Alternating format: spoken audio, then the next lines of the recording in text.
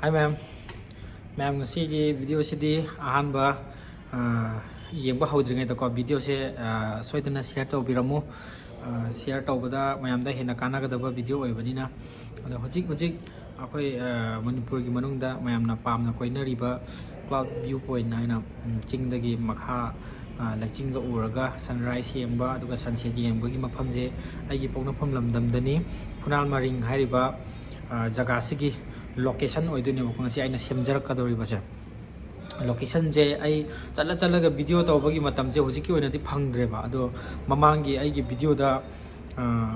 ai gi pokna pham lamdam haina search to video sida uriba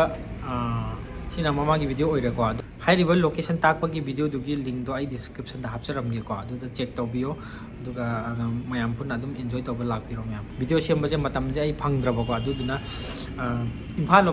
Imphal lom dai lakpa haide east west south north loina takchara ge ko yam lai bane jaga se kairao kendra gi manung chan leiba oidune ko Imphal lom da lakpa gi sina Imphal lom dai lakpa je kongba phawra ga lakpa su yai ba kongba rom laga na smaina to ne ko kongba la ni bamukampur phawra ni irinbung thong lalani adu duga ngarian chat ki bagi lambi chumring chat pa do adu challaga ngarian gi ching yodunge polangyan bi na maring khunam lebane adu yodunge da right side ta hajin ba ya bam lebane bako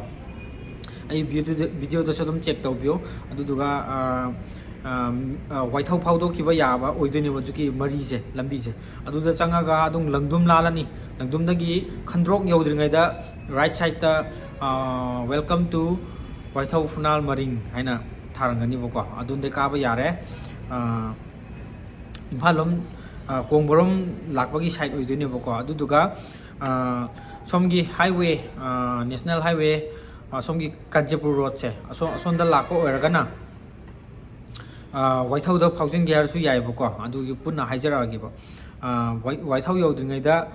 lilong da gi phaujin gyar su yare bako lilong da phaujin gyar di al hayat lalani lilong bazar da gi Hyderabad da lilong bazar Hyderabad yelom da al hayat lehorani al bike so lehoran al hayat lehorani adoga oirom da al bike haina ma leibane al bike to kitang helaga mogi police check post su yodingai marakta jewelry ama su leibane bako adudagi adum changaga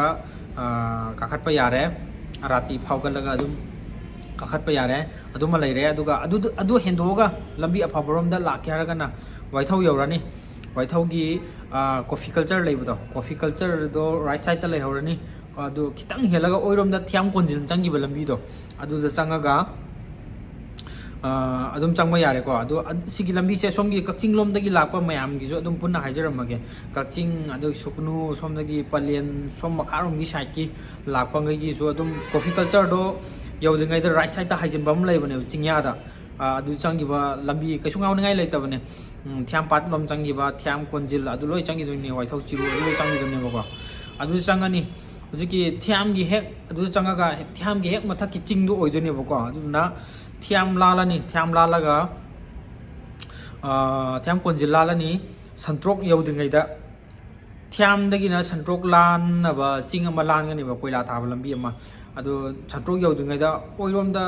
koila thada ifun yam khara hawbal jaga am leirangani lambi ama khatang ne adu da leiri je adu da adum hajin ba yare ko adu da chang ba yare lambi gi phibam di kitang nungai tre ko jikan do thabudi semnar ni hai lambi gi ona di problem yam leire lambi yam nungai tre adu daga airport lom dei lakpa mi akhoi gi chinau singi jo haijaramage airport lom dei lakpa je ngarian ching lalani ngarian ching lalaga polangyan ngarian ching lalani wangkhem kaira wangkhem adu sumuk lalani aduga maring khunam ma lebane akhoi oirom da kaithen ga phamba hinjang napi ga yonbado adu kitang lalaga right left side ta lambi chomring chumna changi bam leibane ko adugi machin da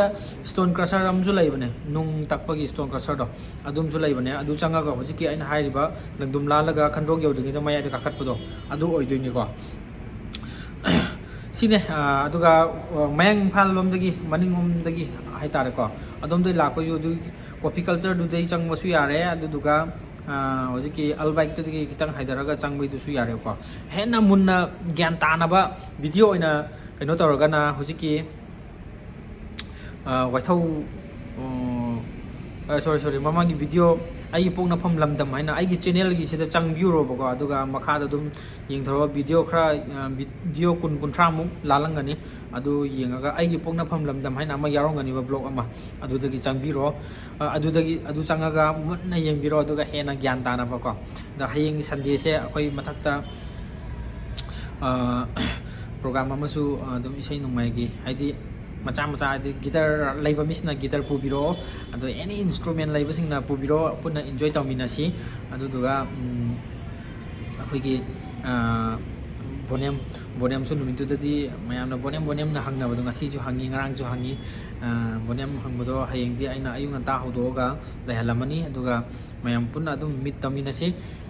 ꯅꯨꯡꯉꯥꯏꯕ ꯏꯁꯩ ꯁꯛꯃꯤꯟꯅꯁꯤ ꯑꯗꯨꯒ ꯖꯒꯥꯗꯨꯗ ꯑꯗꯨꯝ ꯊꯛꯅ ꯆꯥꯅꯕ ꯑꯗꯨم ꯃꯔꯥꯡ ꯀꯥꯏꯅ ꯑꯗꯨꯝ ꯐꯪꯉꯤꯀꯣ noodles ꯑꯗꯨꯝ ꯐꯪꯉꯤ ꯌꯦꯔꯨꯝ ꯑꯐꯨꯠꯄ ꯐꯪꯉꯤ ꯏꯁꯤꯡ ꯐꯪꯉꯤ ꯑꯗꯨꯒꯤ ꯁꯨꯒꯔ ꯀꯦꯟ ꯃꯍꯤ ꯑꯗꯨꯝ ꯐꯪꯉꯤ ꯑꯗꯨꯒ ꯑꯇꯣꯞꯄ ꯑꯗꯨꯝ खरा आइटेमसु खरा अदुम फंगिको चान थक्नबा हाइदि अयुकी ngaktanggi puk hanghandanabadi adum khara adum phangba hore ado camping gi system su leijare camping se akoigi camping tawgadaba ichinau singna nungdang wairam gumba pung ani hum adai entry tawbiu ahing nongyade changaga camping tawrambadudi hayang phatanungda thokpada khunna risk pubadi ngamoi haina su moigi authority side tagi adumai hairakpani boko aduduna ngallingai entry tawbi hau aduga ayung ta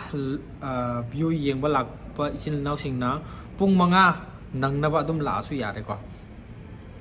di pung taruk just pung taruk tagi adum thokpa hawani ko numit che ado numit udabasu yawi adi lachin na thaman gradi numit che uba phangde boko adumaina sigi location je aina hapcharakena hojiki ona anoba location je aina chala ga hapadi ai matam je phangdabana maram orga sigi video se samjarakpani aroi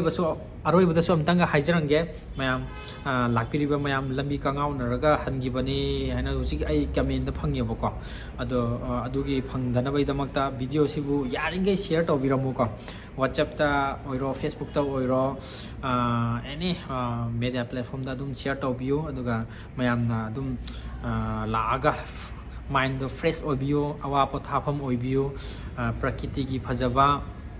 aduduga lairiba khundugi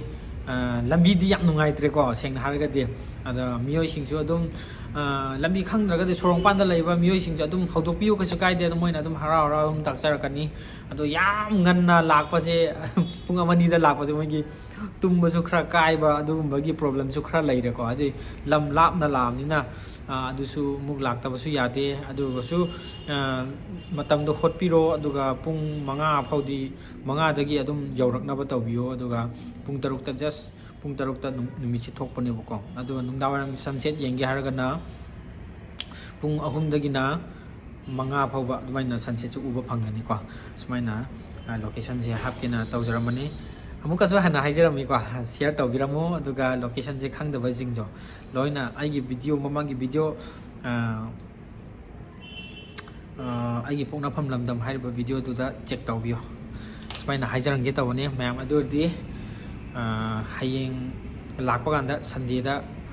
mathakta program adum meet tawgani aduga punna